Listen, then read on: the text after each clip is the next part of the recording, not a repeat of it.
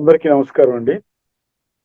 శ్రీమద్ భగవద్గీత ఆధ్యాత్మిక రహస్యాలు శీర్షికలో శ్రీ త్రినాథ్ గారు ధారావాహిక ప్రసంగం చేస్తున్నారు.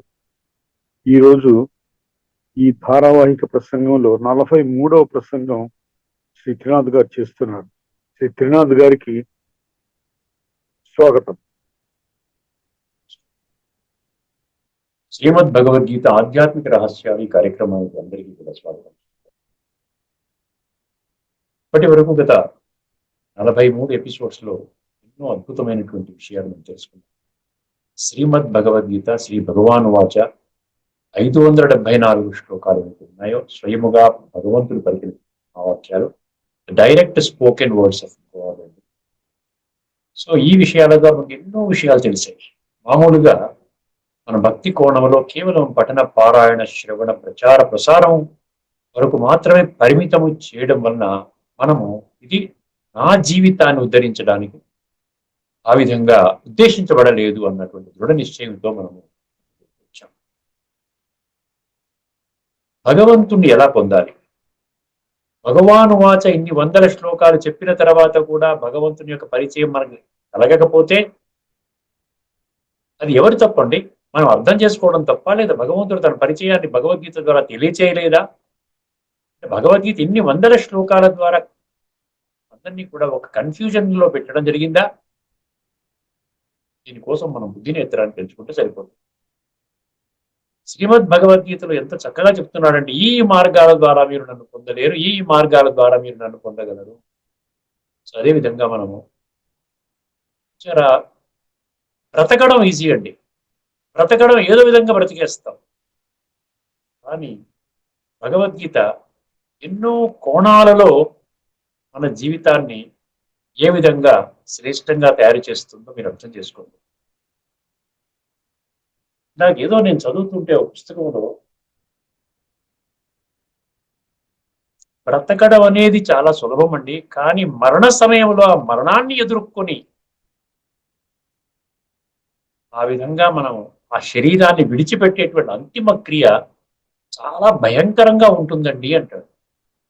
గీతలోనే చెప్పాడు కదా, 3వ అధ్యాయం 35వ శ్లోకంలో, శ్రేయాన్ స్వధర్మే విగుణ పరధర్మాత్ స్వనుష్ఠిత స్వధర్మే నిధనం శ్రేయ పరధర్మో భయావహ అన్నాడు. చాలా భయంకరంగా ఉంటుందంట. పరధర్మం అంటే దేహభ్రాంతిలో నువ్వు శరీరాన్ని విడిచిపెట్టినట్లయితే చాలా భయంకరమైనటువంటి మృత్యువు నీకు ఎదురుగుండా ఉన్నది, జాగ్రత్త. ఏదో విర్రవీగుతున్నావు, ఈ యొక్క శరీరము కేవలము అనిశ్చిత కాలము. అర్థమైందండి? నిన్న మొన్న 2 days బ్యాక్ అక్కడ కాశ్మీర్ దగ్గర ఏదో ఇక్కడ షూట్అవుట్ జరిగింది, టెర్రరిస్ట్ ఫైటింగ్ జరిగింది, 27 మరణం చెందారు. వాళ్ళు ఏమైనా ఊహించుకున్నారండి? ఆ రోజున మా మృత్యు వస్తుందని వాళ్ళు ఏమైనా ఊహించుకున్నారా? ఈ విధంగానే జరుగుతుందండి, అనిశ్చితమైనటువంటి. అందుకనే భగవంతుణ్ణి మనం ధ్యానము ఎందుకు చెయ్యాలి? మన శాస్త్రాల్లో ఒక అద్భుతమైన శ్లోకం కనబడిందండి నాకు. అంటే మరణ సమయంలో మీ యొక్క మానసిక స్థితి ఏ విధంగా ఉండాలి అది కూడా భగవంతుడు కవర్ చేస్తున్నాడు. గీతలో 10-12 శ్లోకాలు ఉన్నాయి. నువ్వు మరణించేటప్పుడు నీ యొక్క మానస్థితి ఎలా ఉండాలని. ఆ భక్తి మార్గంలో కూడా ఒక శ్లోకం చాలా అద్భుతంగా నాకు మాత్రం బాగా నచ్చేసింది. ఒకసారి జాగ్రత్తగా వినండి. అనాయాసేన మరణం అన్నాడు. అనాయాసేన మరణం అంటే ఏంటండి? ఎటువంటి ఇబ్బంది లేకుండా చాలా ఖుషీగా, ఎవరిని ఇబ్బంది పెట్టకుండా, ఏమండి, ఎటువంటి కష్ట నష్టాలు లేకుండా, ఇంకొకటి ఎవరి మీద ఆధారపడకుండా, ఎవరు నుండి కూడా మనం శాపనార్థాలు తినకుండా. సరే, కొంతమంది వాళ్ళ అంతిమ సమయంలో వాళ్ళ మీద చాలా డిపెండ్ అవుతారు. బెడ్ మీదనే అన్నాను చూసారా, ఎక్కడికి లెగలేని పరిస్థితి. ప్రతీది కూడా ఎవరో ఒకరు, వాళ్ళ యొక్క బంధువులు, భార్య లేకపోతే పిల్లలు, కోడలు, ఎవరో ఒకరు ఉండి చూసుకోవాలి. అటువంటి పరిస్థితి చూసారా, వాళ్ళకు కూడా ఏదో ఒక స్టేజ్లో విసుగుపడుతుంది. పోతేనే బాగుంటుంది, ఎంతకాలం వీరు నన్ను సాధిస్తున్నారు, ఎంతకాలం వీరిని పట్టించుకుని కూడా చూసుకోవాలి. అర్థమైందండి? అనాయాసేన మరణం అంటే ఎవరి మీద ఆధారపడకుండా, ఎవరి నుండి అటువంటి నెగిటివ్ వైబ్రేషన్స్ వినకుండా, నెగిటివ్ మాటలు వినకుండా చాలా చక్కగా సంతృప్తికరంగా నేను పొందవలసింది పొందాను అన్న విధంగా మనం శరీరాన్ని త్యాగం చేయడం అన్నమాట. అనాయాసేన మరణం. రెండవ 4 పంక్తుల్లో వినా దైన్యేన జీవనం అని, వినా దైన్యేన జీవనం అన్నారు. వినా దైన్యేన జీవనం అంటే ఏంటి? అంటే మంచి జీవితం పొందామనుకోండి చాలా ఖుషిగా ఉంటుంది. Yes I used my life wonderful గా, మానవ జన్మతి దుర్లభం అన్నారు కదా. చక్కగా అందరికీ నేను సహాయం చేశాను, ఎవరు కూడా నాకు శాపనార్థాలు ఇచ్చే పనులు నేను చేయలేదు, అందరి దగ్గర నేను ఆశీర్వాదాలు పొందాను, బ్రహ్మాండమైన జీవితం గడిపాను. ఎలా ఉంటుందండి ఆ సమయంలో? సంతృప్తికరమైనటువంటి జీవితాన్ని జీవించాను, ఎవరిని మోసం చేయలేదు, అబద్ధం ఆడలేదు, ఎవరికి దుఃఖ పెట్టలేదు. అర్థమైందండి? వినా దైన్యేన, వినా దైన్యేన జీవనం. 4 పంక్తులు అద్భుతంగా ఉన్నాయి. అనాయాసేన మరణం, వినా దైన్యేన జీవనం, దేహాంతే తవ సాయుజ్యం అన్నారు. కరెక్ట్ గా దేహము విడిచే సమయానికి, అంటే ఆఖరి శ్వాస సమయానికి, హే భగవంతుడా నీ యొక్క సాయుధ్యం అంటే నీ యొక్క సాంగత్యంలోకి వచ్చేయాలి. ఏమండి, ఆలోచించండి ఎంత బాగుందో. దేహాంతే, దేహాంతే అంటే దేహం అంతిమం, అంతిమ శ్వాస వెళ్ళిపోతున్నాం. అయిపోయింది, ఒక్కసారి పడిపోతాం కదా. లాస్ట్ కదులుతారు, మనం చూస్తుంటాం కదా, మన వాళ్ళని చూసినట్లయితే ఇలా కదులుతుంటారు, మాట్లాడుతుంటారు, చేస్తుంటారు, డాములు పడిపోతారు. అదనమాట అంతిమ శ్వాస. దేహాంతే తవ సాయుధ్యం దేహి మే పరమేశ్వర, నాకు అటువంటి వరము నాకు ఇవ్వు నాయనా అంటున్నాడు. 3 పంక్తుల్లో చెప్పింది ఏదైతే ఉందో, అనాయాసేన మరణం వినా దైన్యేన జీవనం దేహాంతే తవ సాయుధ్యం దేహి మే పరమేశ్వర. ఇదనమాట. దీనికోసం మనం ఏమైనా వర్కౌట్ చేస్తున్నామా? బాగానే ఉంది, శాస్త్రం చెప్పింది బాగా, ఇది శాస్త్రమే చెప్పింది, ఇది ఇది భగవద్గీతలో లేదు. ఏదో తిరగేస్తుంటే నాకు యూట్యూబ్లో దొరికింది, దానిలో ఎన్నో మీరు కూడా తీసుకుంటే దాని వీడియోస్ వస్తాయి దాంట్లో. కానీ ఈ విధంగా కేవలం ఆ శ్లోకాన్ని చదువుకుంటే ఆ స్థితి వచ్చేస్తుందా? చిన్నగా ఇంగిత జ్ఞానం సరిపోతుంది, దానికి పెద్దగా పెద్ద రీసెర్చ్ అక్కర్లేదు, దానికి పెద్ద డిగ్రీలు అక్కర్లేదు, చాలా పెద్ద పెద్ద చదువులు అక్కర్లేదు, శాస్త్ర జ్ఞానం అక్కర్లేదు. నేను చాలా శాంతియుతంగా, బ్రహ్మాండంగా ఒక సంతృప్తికరమైన జీవితాన్ని పూర్తి చేసుకొని, ఎవరికి కష్టపెట్టకుండా, ఎవరి మీద ఆధారపడకుండా, ఎవరి నుండి కూడా శాపనార్థాలు తీసుకోకుండా, చక్కగా అందరూ కూడా నన్ను కోరుకుంటుండగా అటువంటి సమయంలో నేను శరీరాన్ని వీడుతాను. అటువంటి పరిస్థితి భగవంతుడు చివరికి నాకు తోడుండి నన్ను ఆ విధంగా తీసుకొని వెళ్ళాలి, భగవంతుడి హృదయంలో నేను చేరిపోవాలి. దానికోసం ఏం పని చేయట్లేదండి, ఏమి పని చేయట్లేదు. ఇది కేవలం మాటల వరకే పరిమితం అవుతుంది, కానీ దాని వలన మనకి ఎటువంటి ప్రయోజనం? ఎందుకంటే అది ఎలాగ మనము సాధించాలి, అటువంటి స్థితిలోకి ఎలాగ రావాలి అన్న దాని గురించి మనం ఎప్పుడైనా ఆలోచించామా? ఒక్కసారి మీకు భగవద్గీతలోకి తీసుకెళ్తాను. ఇప్పుడు దీన్ని సాకారము చేసే విధానం ఇంకా ఏ శాస్త్రంలోనూ ఇప్పటిదాకా మనకు అర్థం కాలేదు. కేవలం శ్రీమద్ భగవద్గీత తత్వజ్ఞాన కోణములో అర్థం చేసుకున్నప్పుడు మాత్రమే దీనికి సంపూర్ణ రీతి అయినటువంటి 100% దీనికి కరెక్ట్ యాక్యురేట్ సమాధానము మనకు లభిస్తుంది. ఎలాగో చూద్దామండి. మీ ముందు 3 శ్లోకాలు, 3, 4 కూడా చెప్పచ్చు సమయాన్ని దృష్టిలో పెట్టుకొని. భగవద్గీతలో 8వ అధ్యాయంలో ఉంటుందండి ముఖ్యంగా. ఇది 8వ అధ్యాయంలో 6వ శ్లోకం మీరు నోట్ చేసుకోండి, ఎందుకంటే మీకు శ్లోకం అధ్యాయం నెంబర్ చెప్తున్నాను. 8వ శ్లోకంలోని 8వ అధ్యాయంలోని 6వ శ్లోకం అక్షర బ్రహ్మ యోగం, అది అధ్యాయం. భగవంతుడు అంటున్నాడు,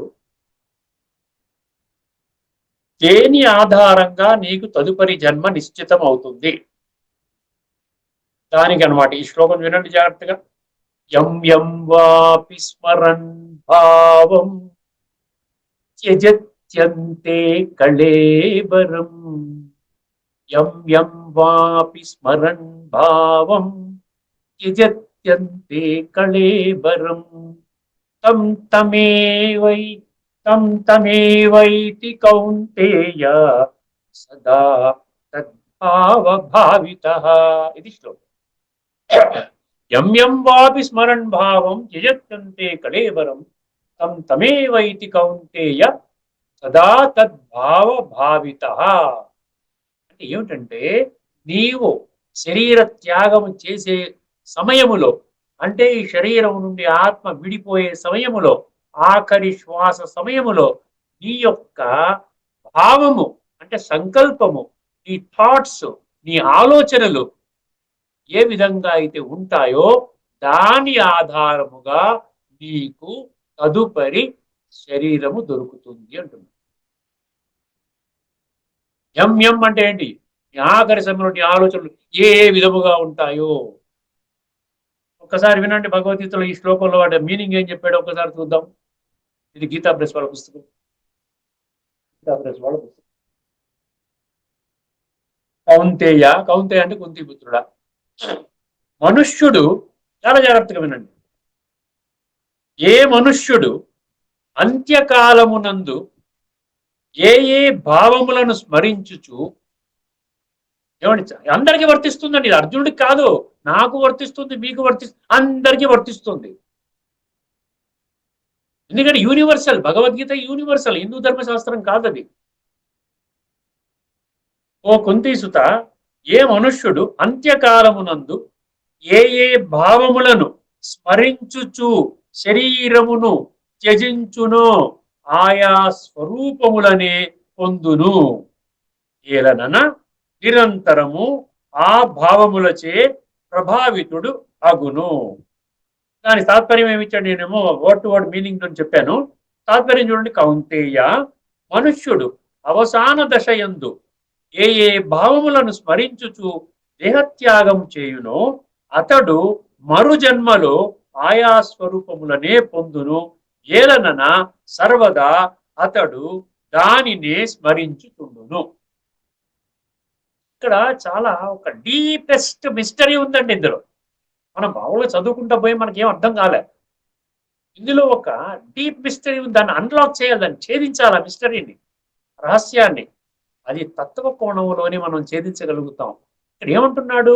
నీవు అంతిమ సమయములో నీ ఆలోచన ఏ విధంగా ఉంటుంది? వ్యాపారము, ఉద్యోగము, పిల్లలు, వ్యవహారము, ఇటువంటి ఆలోచనలు, లేదా భగవంతుడి యొక్క స్మరణ రెండవ ఆలోచన, లేకపోతే వాడెవడో నన్ను చంపాడు, వాడిని చంపేస్తాను, తోస్తాను, చస్తాను, గీస్తాను, లేకపోతే మీరు ఇంకా ఏదో వ్యాపారాన్ని అభివృద్ధి చేసుకునేటువంటి ఆలోచన, ఇలా ఎన్నో రకరకాల ఆలోచనలు.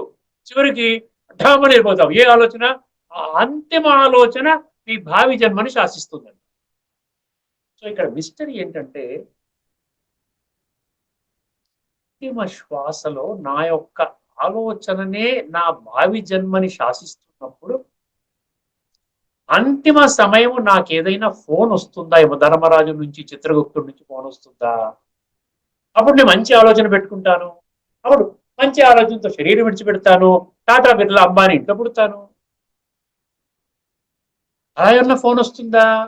అమెరికా ప్రెసిడెంట్కే రాదు, ఎవరికీ రాదు. శక్తిశాలి పదవులలో ఉన్నటువంటి వాళ్ళు, శాస్త్రజ్ఞానం అంతా పుణికి పుచ్చుకున్నటువంటి ఈ మహామండలేశ్వర్లు, జగద్గురువులు, పీఠాధిపతులు, వీళ్ళకు కూడా రాదండి. వాళ్ళు మనుషులే, వాళ్ళు మనుషులే, వాళ్ళు కూడా ఒరిజినల్ గా వాళ్ళ యొక్క సత్యస్వరూపంలో ఆత్మలే.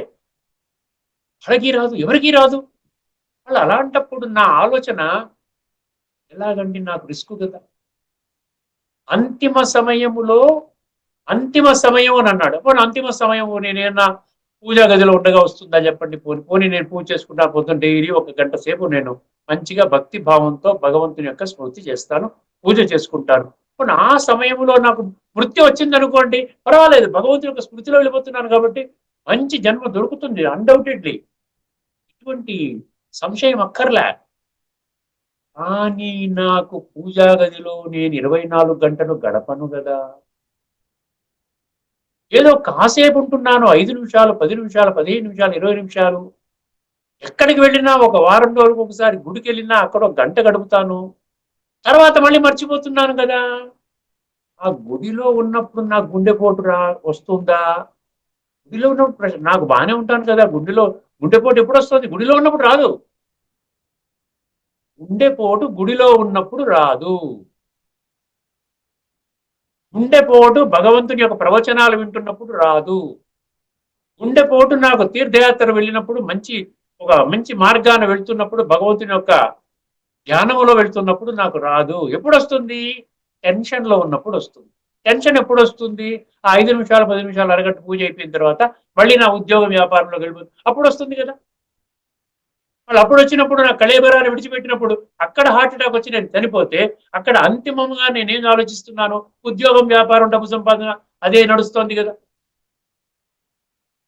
దానికి ఎట్లా విరుగుడు ఏంటి? దానికి ఏమైనా ఉందా? మార్గం ఏమైనా ఉందా? చెప్పాడు భగవంతుడు. అంతిమ సమయము. అందుకని ఏం చెప్తున్నాడంటే ఇంకొక శ్లోకం తీసుకుంటున్నాను, తర్వాత శ్లోకమే ఏమండి, దానికంటే ముందు శ్లోకం 5వ శ్లోకం రాసుకోండి. 8వ అధ్యాయంలో 5వ శ్లోకం. అంతిమ సమయం అనేది ముఖ్యం అంటున్నాడు. అంతిమ సమయం మనకి తెలియదు. అంతిమ సమయం పూజా గదిలో గడుపుతామా, వ్రతం చేసుకుంటూ గడుపుతామా, ఉద్యోగ వ్యాపారంలో ఉండి టెన్షన్ లో ఉండి అవతల వాడితో యుద్ధం చేస్తున్నప్పుడు మనం గడుపుతామా? చాలా మంది చూసారా, మన ఎవరితో మాట్లాడుతుంటే 21 year old అనమాట, 21 సంవత్సరాల వాడికి బ్రెయిన్ స్ట్రోక్ వచ్చింది. నేను వెళ్ళాను, ఒకరిని పలకరిద్దామని వెళ్ళాను. వెళ్తే అక్కడ పక్కనే ఉంది 21 సంవత్సరాల పిల్లవాడికి బ్రెయిన్ స్ట్రోక్. ఎలా వచ్చింది అన్నాను. లేదండి, వాడు రియల్ ఎస్టేట్ వ్యాపారం చేస్తున్నాడు, మొన్న ఏదో మొత్తానికి ఘర్షణ పడ్డాడు, డబ్బు విషయంలో ఘర్షణ పడ్డాడు, బ్రెయిన్ స్ట్రోక్ వచ్చేసింది, రైట్ అంతా మొత్తం కొలాప్స్ అయిపోయింది. అంటే ఉద్యోగ వ్యాపారం చేస్తున్నప్పుడు అక్కడ సంఘర్షణ వచ్చినప్పుడు అక్కడ మీలో పూర్తిగా నకారాత్మక అంటే నెగిటివ్ వ్యర్థ ఆలోచనలతో మీ మనసు నిండిపోయినప్పుడు అప్పుడు మీకు ఇది స్ట్రెస్, టెన్షన్, డిజీజ్ అంటారు కదా, సైకోసోమాటిక్ అంటారు. అప్పుడు నీకు హార్ట్ అటాక్ ఏదో మీకు వస్తుంది, క్యాన్సర్, ఈ కిడ్నీ ఫెయిల్యూరో లేకపోతే బ్రెయిన్ స్ట్రోక్ ఇలాంటివి వస్తున్నాయి, బీపీ, షుగర్లు ఇవన్నీ కూడా. దాని సంగతి ఏంటి? 8వ అధ్యాయంలోని 5వ శ్లోకంలో ఏమంటున్నాడు? అంతకాలేచ మామేవ స్మరణ ముక్త్వా కళేబరం. మళ్ళా కళేబరం వచ్చింది. కళేబరం అంటే శవం అండి, మృత శరీరాన్ని కళేబరం అంటారు. అంతకాలేచ మామేవ స్మరణ ముక్త్వా కళేబరం యః ప్రయాతి సమద్భావం యాతి నాస్త్యత్ర సంశయం. ప్రయాతి అన్నాడు. ప్రయాతి అంటే ఈ శరీరం నుండి ఆత్మ బయటకు వచ్చే ప్రయాణం అన్నమాట. ఇది అనమాట ప్రయాతి. సమద్భావం, అక్కడ ఉన్నటువంటి భావము నా మీద పెట్టినట్లయితే నీవు నన్ను పొందుతా ఉంటుంది. ఇప్పుడు మీరు ఆలోచించండి, మీరు పూజా గదిలో ఉన్నప్పుడు మీరు హాయిగా ఉన్నారు, ఉద్యోగ వ్యాపారం చేసినప్పుడు వస్తుంది, అది అంతిమ సమయం అంటున్నాడు.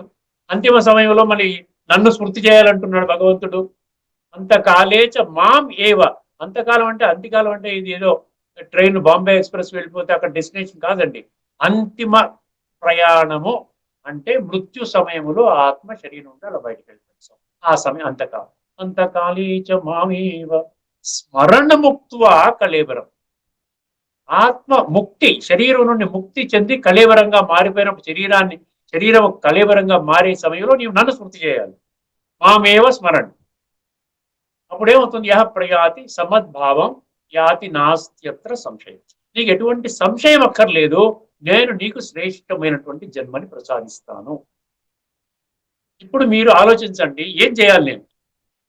అంతిమ సమయంలో భగవంతుని యొక్క స్మృతి, నా యొక్క అంతిమ ఆలోచన తదుపరి జన్మకి నాంది. ఏ క్షణంలో నేను శరీరం విడిచిపెడతానో నాకు యమధర్మరాజు SMS కూడా ఇవ్వలేదు. కనీసం ఒక 5 నిమిషాల నోటీస్ అన్నా ఇవ్వడు నాకు. హగామని వెళ్ళిపోతాం. అందుకని భగవంతుడు ఏం చెప్తున్నాడు? దీనికి ఒక ఫార్ములా పెట్టేశాడు. చక్కగా రిస్క్ వద్దురా బాబు, నేను నీ తండ్రిని, నీవు నా బిడ్డవి, నీ యొక్క సంశయం నాకు అర్థమైంది. ఇప్పుడు ఏంటి నా గతి ఏంటి? నేను ఉద్యోగ వ్యాపారం మానేసి 24 గంటలు పూజా మందిరంలో ఉండాలా? 24 గంటలు భగవంతుని స్మృతిలోనే ఉండాలా? నా వ్యాపారం చేయవద్దా? పొట్టను పోషించుకోవడానికి నేను ఉద్యోగం చేసుకోక్కర్లేదా అన్న డౌట్స్ వస్తాయి కదా. దానికి సమాధానంగా ఒక అద్భుతమైన శ్లోకం చెప్పేశాడండి. అది 8వ అధ్యాయంలోని 7వ శ్లోకం అండి. 5, 6, 7 గుర్తుపెట్టుకోండి. మన ప్రయాణం చక్కగా చాలా ఆనందకరంగా చేసుకోవాలి అంటే ఈ ఈ భగవంతుడు ఇచ్చినటువంటి సూచన. భగవంతుడితో అబద్ధం చెప్పడు కదా. భగవంతుడు అబ్సల్యూట్ ట్రూత్ అంటే గాడ్ ఈజ్ అబ్సల్యూట్ ట్రూత్. భగవంతుడు పరమసత్యము. భగవంతుడు పరమసత్యం, భగవంతుడి మాటలు కూడా పరమసత్యం. ఈ శ్లోకాన్ని వినండి. 7వ శ్లోకం. తస్మాత్ సర్వేషు కాలేషు మామనుస్మరయుధ్య చ మయ్యర్పిత మనోబుద్ధి మామే వైశ్యస్య సంశయం. తస్మాత్ సర్వేషు కాలేషు మాం అనుస్మర యుధ్య చ మయ్యర్పిత మనోబుద్ధి మామే వైశ్యస్య సంశయం. ఆఖరి పంక్తి ఏమన్నాడు? మాం ఏవ యస్యసి అసంశయం. నీకు డౌట్ అక్కర్లే, నీవు నన్నే చేరుకుంటావు. ఎప్పుడు చేరుకుంటావు అంటే నిరంతరము నా యొక్క స్మృతి ఉండాలి అన్నాడు. అప్పుడు మనకి ఈ ప్రశ్నలందరికీ ఈ ప్రశ్నలకు సమాధానం వచ్చేసింది కదా. నిరంతరము, ఎందుకంటే నిరంతరము ఫిజికల్ గా మనం చేయలేమండి. భక్తి నిరంతరము చెయ్యలేము. పూజలు, పునస్కారాలు, యజ్ఞాలు, యాగాలు, జపాలు, తపాలు, నోములు, వ్రతాలు, అన్నదానాలు, వస్త్రదానాలు, గుడులు, గోపురాలు, మందిరాలు, మస్జిదులు, చర్చలు 24 గంటలు ఈ కార్యకలాపాల్లో ఉండలేము. ఇంపాసిబుల్. ఇది కానీ చేసినట్లయితే మనకి భోజనం ఎక్కడ దొరుకుతుంది, మనకి డబ్బు ఎక్కడ దొరుకుతుంది? మనం అడుక్కోవాలా, రోడ్డు మీద తిరిగి అడుక్కోవాలా? 24 గంటలు ఈ పని చేసుకుంటూ కూర్చుంటే? ఇది మనసుతో చెయ్యాలి. మయ్యర్పిత మనోబుద్ధి అనేసాడు. చూసారా? మనసుతో చేసుకుంటే శరీరంతో అన్ని పనులు చేసుకోవచ్చు కదా. మనసులో మీ భార్యను గుర్తుపెట్టుకుంటారు, మీ పిల్లల్ని గుర్తుపెట్టుకుంటారు, మీ మనవాళ్ళని గుర్తుపెట్టుకుంటారు, అమెరికాలో ఉన్నటువంటి వాళ్ళు గుర్తుపెట్టుకుంటారు, మీ వ్యాపారాన్ని గుర్తుపెట్టుకుంటారు, అందరిని గుర్తుపెట్టుకుంటారు. దాంతో పాటు భగవంతుని గుర్తుపెట్టుకోండి. భగవంతుని సత్య పరిచయం దొరికిందనుకోండి, అదే జరుగుతుంది. తస్మాత్ సర్వేషు కాలేషు మాం అనుస్మర యుధ్య చ. యుద్ధం అంటే నేను చెప్పాను కదా, మనలో ఉన్నటువంటి మనోవికారాల మీద యుద్ధము. ఎందుకంటే భగవద్గీత జ్ఞానము ఆధ్యాత్మిక జ్ఞానం అని భగవంతుడు 10వ అధ్యాయంలోని 32వ శ్లోకములో స్పష్టంగా ధృవీకరించడం జరిగింది. ఏమిటంటే ఏమని ధృవీకరించాడు? అధ్యాత్మ విద్యానాం, సర్వ విద్యలలోకి నేను బోధించే విద్య, శ్రీమద్ భగవద్గీత ద్వారా బోధించే విద్య 100% ఆధ్యాత్మికము అన్నాడు. ఆధ్యాత్మికము అంటే సూక్ష్మము, భౌతికము అంటే స్థూలము. భౌతికం అంటే 2 కళ్ళతో చూసేది, ఆధ్యాత్మికం అంటే 3వ నేత్రంతో చూసేది. అందుకనే కదా దివ్య చక్షు, జ్ఞాన చక్షు ఈ విధంగా చెప్పడం జరిగింది. 3వ నేత్రం, third I of divine wisdom. అందుకని ఏమంటున్నాడు? తస్మాత్ సర్వేషు కాలేషు మాం అనుస్మర యుధ్య చ మయ్యర్పిత మనోబుద్ధి మామే వైశ్యస్య సంశయం. నీవు నన్ను పొందుతావు, ఇందు ఏమాత్రము నీకు సంశయము లేదు. ఇప్పుడు ఒకసారి ఇందులో ఏమిచ్చాడో ఒకసారి మీకు అర్థమవుతుంది. చాలా సులభం అండి, ఇందులో ఏమీ లేదు. మనకు బేసికల్ గా ఏంటంటే వాళ్ళ బుద్ధి నేత్రాన్ని తెలుసుకోవాలి. అంధవిశ్వాసం ఇవన్నీ పెట్టుకుని వాళ్ళే అందరూ ఒక మార్గాన ప్రయాణం చేస్తున్నారు, నేను కూడా వెళ్తున్నాను అంటే అందరూ మునిగిపోతున్నారు, మీరు మునగండి. ఎందుకంటే భగవంతుడు చెప్పిన మాటలు విడిచిపెట్టి మనుషులు చెప్పిన మాటలు వింటున్నాం. కానీ భగవంతుడు ఏమంటున్నాడు? ఈ ఒక్క జన్మ నా మాట వినండి. ఈ ఒక్క జన్మనే. ఇదివరకు ఎన్నో జన్మలు మీరు ద్వాపర యుగం నుండి భక్తి ప్రారంభమైనప్పటి నుంచి ఈ ఋషులు, మునులు, సాధువులు, సన్యాసులు, గురువులు, ప్రభువులు ఎంత మంది ఉన్నారో, ఇప్పుడు వేల సంఖ్యలో ఉన్నారో, లక్షల సంఖ్యలో ఉన్నారో, కోట్ల సంఖ్యలో ఉన్నారు. అర్థమైందండి? ఇప్పుడు వాళ్ళ మాటలు ఇప్పటి వరకు పనికొచ్చింది. ఇప్పుడు ఆఖరి జన్మలో వాళ్ళు కూడా భగవంతుడినైనా నా మాటలు వినవలసిందే. వాళ్ళు కూడా వాళ్ళ జీవితాలు ఉద్ధరించుకోవాలంటే నా మాట వినవలసిందే. ఎందుకంటే వాళ్ళకి ఆత్మజ్ఞానము, పరమాత్మ తత్వం ఇంకా బోధపడలేదు కదా.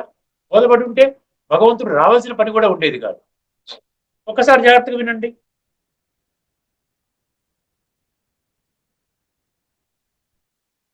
కావున ఓ అర్జున, నీవు సర్వదా నన్నే స్మరించుచుండుము. ఇందులో ఏమన్నా నేనేమన్నా కల్పించానా? మీ దగ్గర ఉన్న పుస్తకం కూడా చూసుకో. 8వ అధ్యాయంలోని 7వ శ్లోకం. కావున అంటే ఏంటి? నువ్వు రిస్కులో పడుతున్నావు కాబట్టి రిస్క్ నుంచి బయటికి రావాలంటే నీకు నిశ్చింతగా హాయిగా అమ్మయ్యా మనకి ఫార్ములా దొరికింది అంటే నిరంతరము భగవంతుణ్ణి మనము స్మృతి చెయ్యాలి.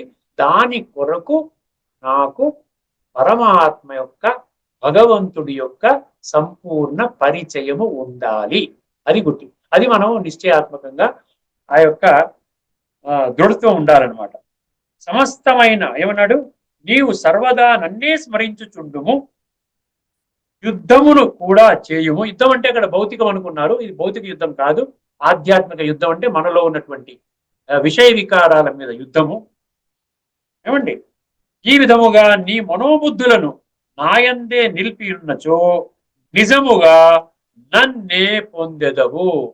నిజముగా బ్రాకెట్లు ఏమిచ్చాడు, నిస్సందేహముగా నన్నే పొందెదవు అన్నాడు. మేము ఫాలో చేస్తున్నామండి, మీరు ఫాలో చేస్తారా చేయని అనవసరం.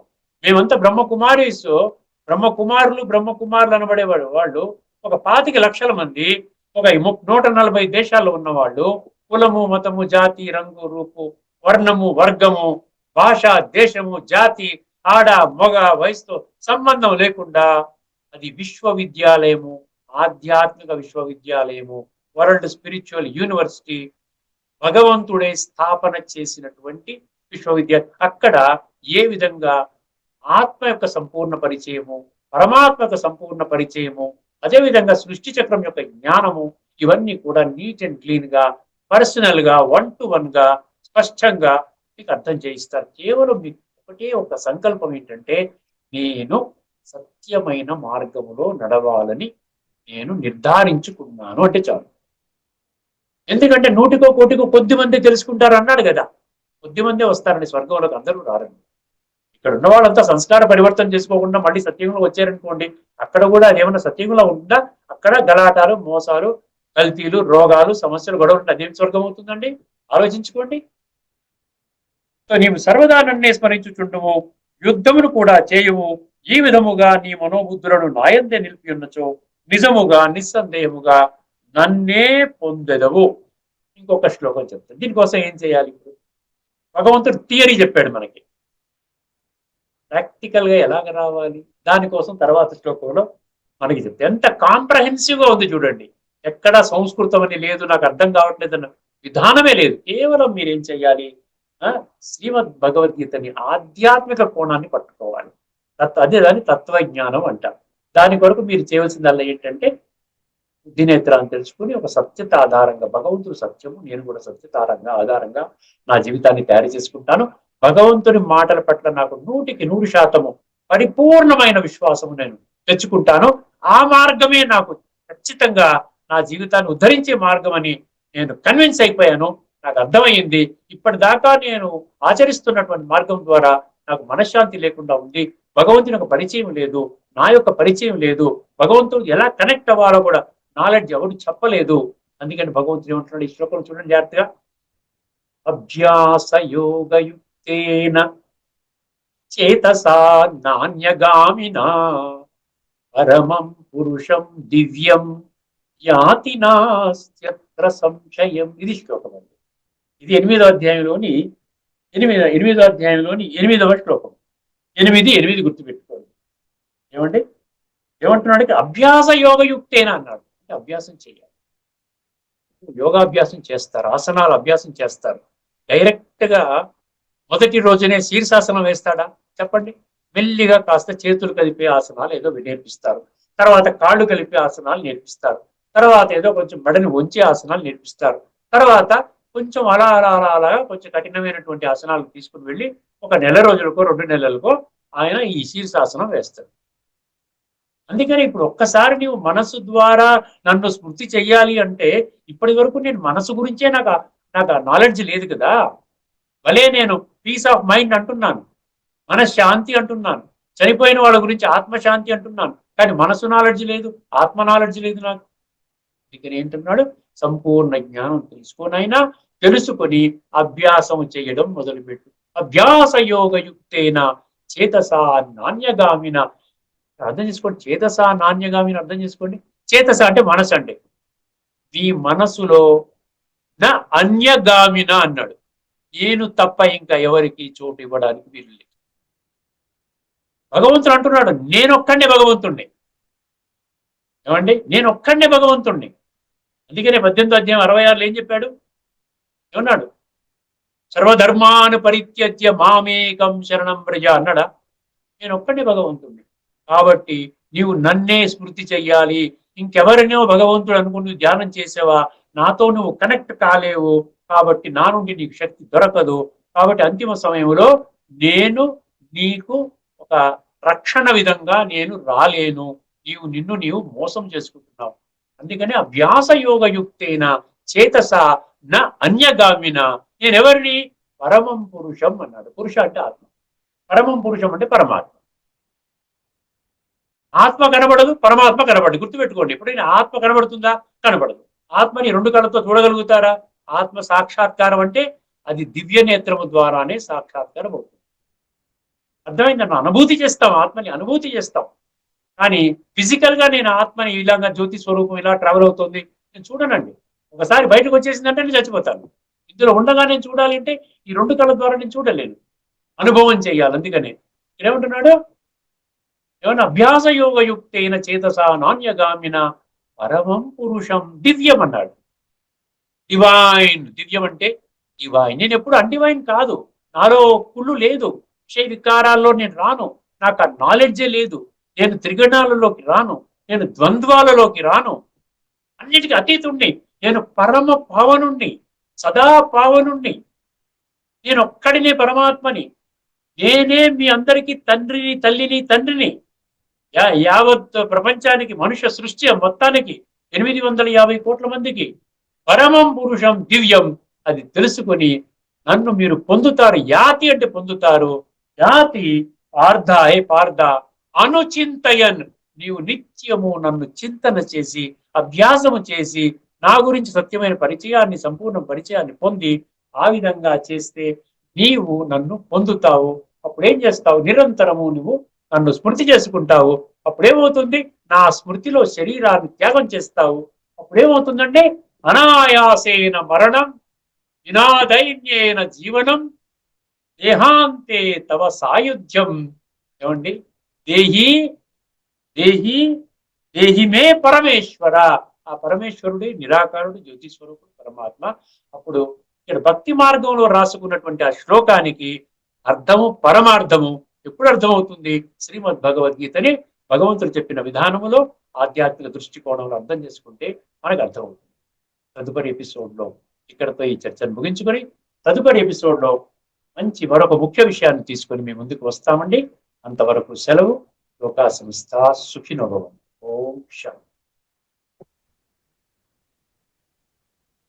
శ్రీమద్ భగవద్గీత ఆధ్యాత్మిక రహస్యాలు అనే శీర్షికలో శ్రీ త్రినాథ్ గారు దైవతత్వాన్ని, తాత్విక సందేశాన్ని చక్కగా వివరించారు. వారికి ధన్యవాదాలు.